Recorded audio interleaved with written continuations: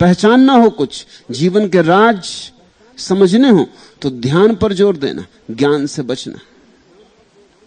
तो पंडित आए, वेद भुलाए, सठ कर्म आए, तृप्त आए, और उन्होंने बड़ा जाल पैदा कर दिया। सठ कर्म, तर्पण, पूजा पाठ, हवन, उन्होंने इतना उपद्रव खड़ा कर दिया कि उनके उपद्रव से तुम कभी पार ही ना जा पाओगे। बच्चा पैदा होता है कि पंडित उसकी गर्दन पकड़ लेता है। पैदा होने से मरने तक, मर जाने के बाद तक पंडित पीछा करता है, तुम्हें छोड़ते ही नहीं। तुम मर भी जाओगे तो तुम्हारी लाश पर भी पंडित कब्जा रखता है। मरने के बाद तीसरा करवाएगा और 13 करवाएगा। अब तुम मर भी गए, अभी भी पंडित पीछे लगा है, चूस ही लेगा आखिरी दम तक। दम जाने के बाद भी चूसता रहेगा। और मनुष्य फंस जाता जाल में, क्योंकि मनुष्य को कुछ पता नहीं क्या है सत्य, उसे कुछ पता नहीं। इसलिए कोई भी झूठ अगर व्यवस्था से, तर्क नियोजित ढंग से प्रस्तावित किया जाए तो आदमी माने ना तो क्या करे। तो पंडित आए, वेद भुलाए, सठ कर्म आए, तृप्त आए, और तृप्ति देते रहे, तुम्हें तर्पण करवाते रहे, और तृप्ति कहां हुई है? तुम वैसी ही प्यास से भरे हो जैसे तुम सदा से भरे थे। रेगे माजी से झुलसता रहा दिल का गुलशन, फूल खिलते रहे, वीराने रहे वीराने। तृप्तियां भी चल रही हैं और कहीं कोई तृप्ति मालूम होती नहीं। जरूर फूल झूठे खिल रहे होंगे, क्योंकि वीराने वीराने के वीराने हैं, रेगिस्तान रेगिस्तान का रेगिस्तान। तो तुम सपने देख रहे हो। पंडितों ने तुम्हें सपने देखने की कला सिखाई। जी संध्या गाए, पढ़ी उर्झाए, राना राय ठगी खाए।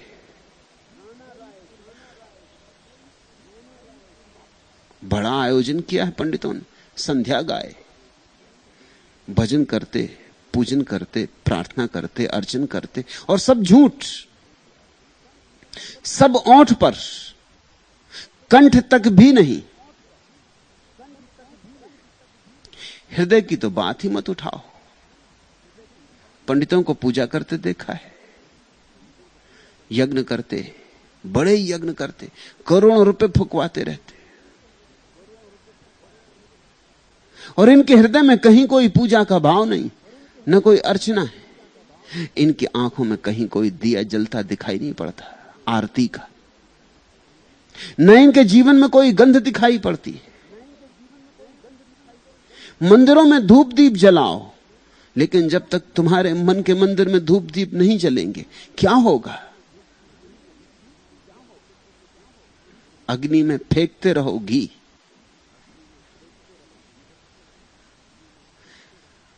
प्रतीक को अंधे की तरह पकड़ लेते हैं लोग। घी प्रतीक है मनुष्य के अहंकार का। दूध से दही बनता, दही से मक्खन बनता, मक्खन से घी बनता। घी दूध की अंतिम प्रक्रिया है, सूक्ष्मतम प्रक्रिया है। घी आखिरी फूल है। ऐसे ही अहंकार हमारे जीवन की सूक्ष्मतम प्रक्रिया है। अग्नि में कुछ फेंकना हो तो अपने अहंकार को फेंक दो, वो तुम्हारा सूक्ष्मतम रूप है। तुम्हारा अहंकार जल जाए अग्नि में, यज्ञ पूरा हुआ। मगर इस यज्ञ के लिए किसी पंडित के बीच में आने की कोई जरूरत नहीं, किसी दलाल की कोई जरूरत नहीं। जीवन यज्ञ तुम ही कर लोगे। तुम ही अग्नि हो, तुम ही अग्नि में डाले जाने वाले घी, और तुम ही पुरोहित हो, तुम ही यजमान, सब तुम हो। मगर पंडित ये तुम्हें याद नहीं दिला सकता। पंडित कहता है तुम अकेले तो भटके हो और भटकते रहोगे। मेरा हाथ पकड़ो, मैं तुम्हें ले चलता हूं।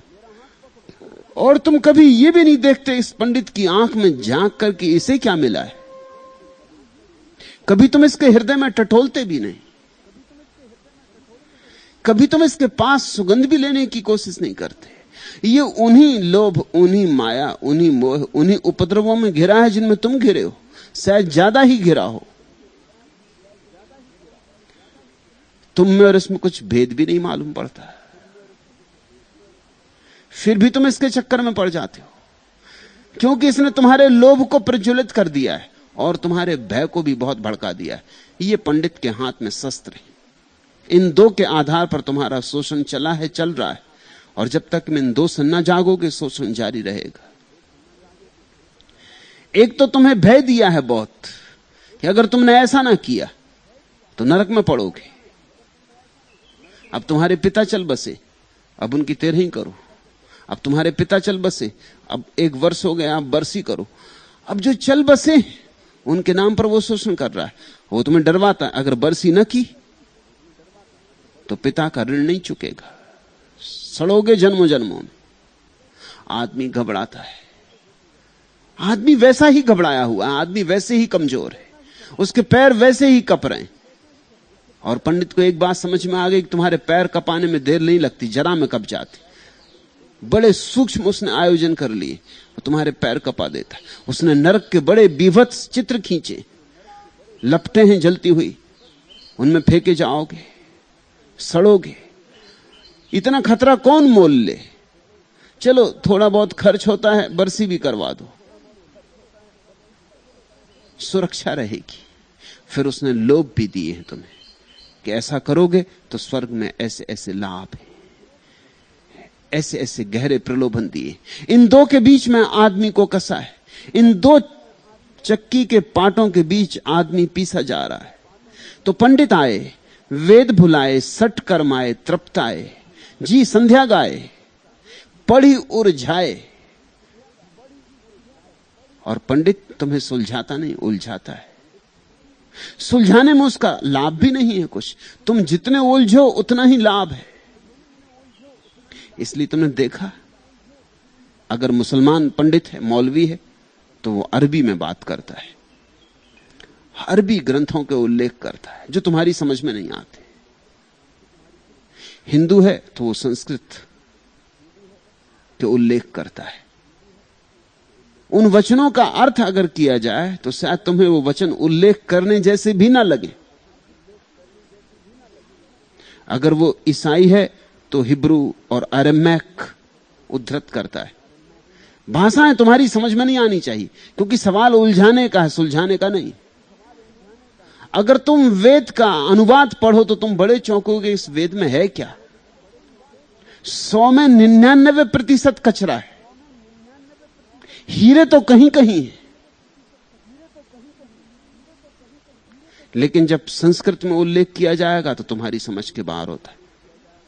तुम देखते हो, डॉक्टर के पास जाते हो तो डॉक्टर जब प्रिस्क्रिप्शन लिखता है, हिंदी में, मराठी में लिख दे, गुजराती में, तो तुम्हें खुद ही समझ में आ जाए कि 2 पैसे की चीज के लिए 10 रुपए।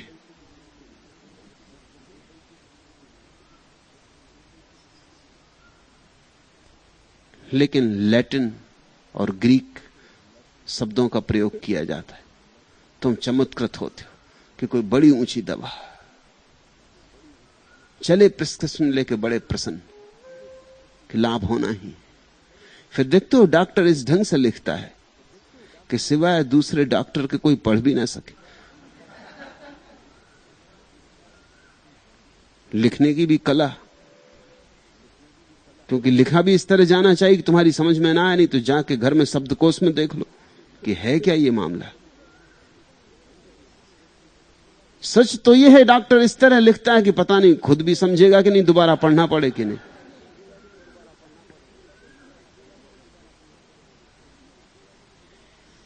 ये पांडित्य का पुराना जाल है। संत लोक भाषा में बोले, सुंदरदास लोक भाषा में बोले, लोगों की भाषा। वेद के ऋषि जब बोले थे तो संस्कृत लोगों की भाषा थी। महावीर जब बोले तो प्राकृत लोगों की भाषा थी, बुद्ध जिनसे बोले उनकी पाली भाषा थी। लेकिन अब बौद्ध भिक्षु अभी भी, बौद्ध पंडित अभी भी पाली उद्धृत कर रहा है। अब किसी की भाषा नहीं है पाली, और न प्राकृत किसी की भाषा है, न संस्कृत किसी की भाषा है।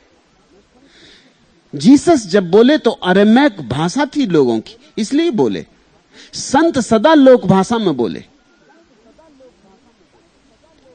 बोला जाता है कि लोग समझें, इसलिए तो नहीं कि लोग समझें ना, लेकिन पंडित हमेशा उस भाषा में बोलता है जिससे लोग ना समझें। वो वर्षों मेहनत करता है उस भाषा को सीखने की जो लोग नहीं जानते। वहीं उसका राज है, वहीं उसका रहस्य। मैंने सुनी है एक सूफी कहानी कि एक आदमी चीन गया, तुर्की था और बड़ा प्रभावशाली आदमी था, और चीन में लोगों को धर्म की ऊंची ऊंची बातें समझाता था, लेकिन समझाता था तुर्की भाषा में। जब वो तुर्की भाषा बोलता था लोग चमत्कृत हो जाते थे। नाटकी था, बड़े ढंग से बोलता था, बड़ी भावभंगिमा में आ जाता था, आंसू झरने लगते, कभी कभी मस्ती में नाचने लगता, मगर बोलता तुर्की में। सैकड़ों लोग सुनने आते थे, भाव बेहोर होते थे। लेकिन फिर ऐसा हुआ कि तुर्क देश से कुछ 10-15 लोगों का एक जत्था, खबर पहुंच गई तुर्क देश तक कि वो आदमी बड़ा प्रसिद्ध हो गया है, उसको बहुत ज्ञान उपलब्ध हुआ है, परमात्मा का अनुभव हुआ है। तो एक जत्था उसके दर्शन करने आया। अब वे सब तुर्की जानते थे। जब उसकी बातचीत सुनी तो वो बड़े हैरान हुए, उसमें धर्म का तो उल्लेख ही नहीं था, वो तो अंट संट बोल रहा था, तो कुछ भी बोल रहा था और लोग मगन होकर सुन रहे थे। हाँ, नाटक पूरा कर रहा था। तुर्की तो बड़े हैरान हुए, उन्होंने तो उसे पकड़ लिया, उसकी पिटाई भी की, उसे गांव के बाहर खदेड़ दिया, कहा कि तुम ये क्या कर रहे हो। वो आदमी जब वापस लौटा तो उसके गांव के लोगों ने पूछा, कहो यात्रा कैसी रही। उसने कहा यात्रा बड़ी गजब की रही, जब तक कि 10-15 तुर्की नहीं पहुंचे तब तक बड़ा आनंद था, बड़ा रहस्य चल रहा था, मगर इन दुष्टों ने सब खराब कर दिया। पंडित की आकांक्षा सुलझाने की नहीं, उलझाने की। पंडितों की भाषा सुनते हो, इस तरह की भाषा का उपयोग होता है कि तुम्हें ऐसा लगे कि वो बड़ी गंभीर बात कही जा रही, बड़ी गहरी बात कही जा रही, और कुछ भी नहीं कहा जा रहा। गहरी बात सदा सरल होती, कीमती बात सदा सहज होती, और सदा लोक भाषा में होती। जो लोक भाषा होती है उसी में कही जाती। जी संध्या गाए, पढ़ी उलझाए, और पढ़ पढ़ के लोगों को उलझाते हैं, सुलझाते नहीं, क्योंकि उलझाने से ही धंधा चल सकता है। लोग उलझे तो पूछने आते। अब मेरे पास लोग आ जाते, धीरे धीरे उनकी संख्या कम होती चली गई, क्योंकि मैं उस तरह की बातों में मेरा कोई रस नहीं है। मेरे पास लोग आ जाते, वो इस तरह के प्रश्न लाते हैं कि लगे कि बड़े गहरे आध्यात्मिक प्रश्न, लेकिन वे आध्यात्मिक प्रश्न नहीं होते, सिर्फ पंडितों का उलझाव होता।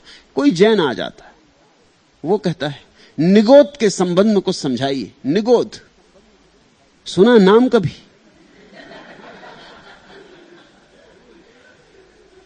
जैनों के अतिरिक्त कोई नहीं जानता कि निगोद क्या है। मैं उससे पूछता हूं तुझे निगोद का प्रयोजन क्या है, तू निगोद से चाहता क्या? ये तेरा प्रश्न हो नहीं सकता, ये किताबी है, क्योंकि ये और कोई नहीं पूछता। जिसने तेरी किताब नहीं पढ़ी वो ये नहीं पूछता कि निगोद क्या है। सारी दुनिया में इतने करोड़ करोड़ लोग हैं, कोई नहीं पूछता निगोद क्या है। मुसलमान आता है, ईसाई आता, पारसी आता, यहूदी आता, हिंदू आता, कोई नहीं पूछता निगोद क्या है। तो निगोद कोई जीवन का प्रश्न नहीं हो सकता। हिंदू भी पूछता है कि क्रोध क्या है, और मुसलमान भी पूछता है कि क्रोध क्या है, क्रोध से कैसे मुक्त हो जाऊं।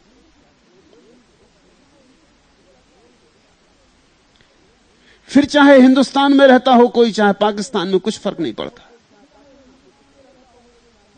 कल ही एक मित्र पाकिस्तान से मुझसे शाम को पूछ रहे थे, फिरोज उनका नाम है, बड़े प्यार से भरे पाकिस्तान से आए, पूछ रहे थे कि बड़ा क्रोधी हूं, मेरे क्रोध के लिए कोई उपाय बताएं।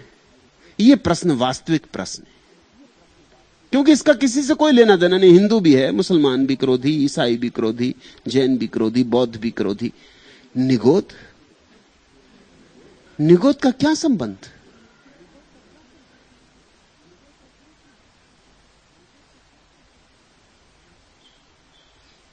ये शब्द किताबी है, मगर इन पे लोग बैठे हैं, बड़ा विचार कर रहे हैं। और ऐसे सभी धर्मों में शब्दों का जाल फैला हुआ है।